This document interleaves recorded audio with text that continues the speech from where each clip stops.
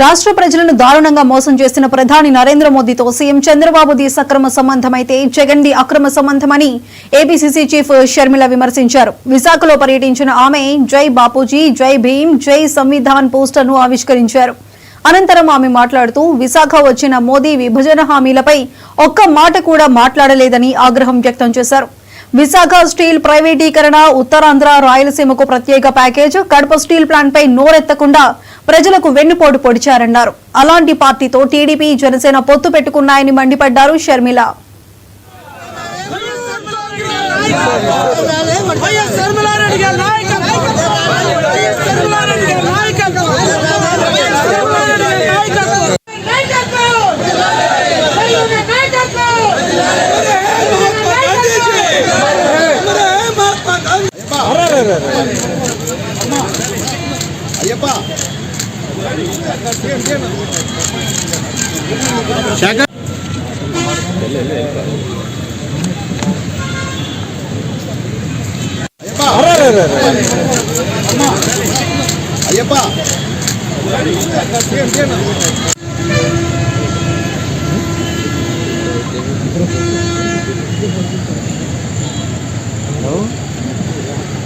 Side కొంచెం wide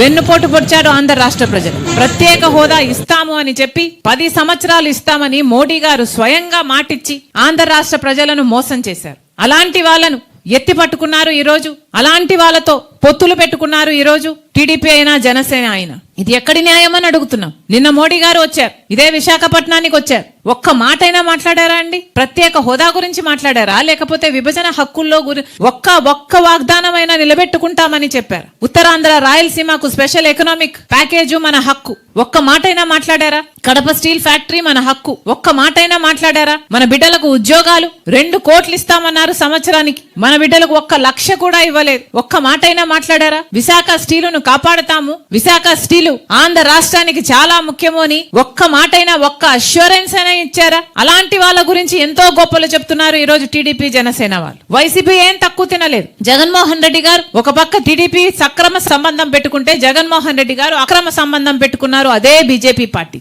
ఈ రోజు జగన్మోహన్ రెడ్డి గారిని ప్రశ్నిస్తున్నాం. మోడీ గారు మన రాష్ట్రానికి వచ్చారు, ఒక్క మాట ప్రత్యేక హోదా గురించి మాట్లాడలేదు, విశాఖ స్టీల్ గురించి ఒక్క మాట అష్యూరెన్స్ ఇచ్చి పోలేదు. మరి ఎందుకు ఊరుకున్నారు అని అడుగుతున్నాం. ఎంతమంది దళితులు మీకు ఓట్లేశారు? మీకు గొప్పగా చెప్పుకుంటున్నారు కదా మీకు పర్సెంటేజ్ వచ్చింది, ఎంత పర్సెంటేజ్ వచ్చింది అని. వాళ్ళలో దళితులు లేరా? ఎస్టీలు లేరా? బీసీలు లేరా? వాళ్ళు ఓట్లేస్తే కదా మీకు ఆ మాత్రమైనా వచ్చింది. మరి ఓట్లు వేపించుకొని కూడా రాజశేఖర రెడ్డి గారి వారసుడయ్యుండి కూడా అదే బీజేపీ పార్టీతో ఎందుకు అక్రమ సంబంధం పెట్టుకున్నారు?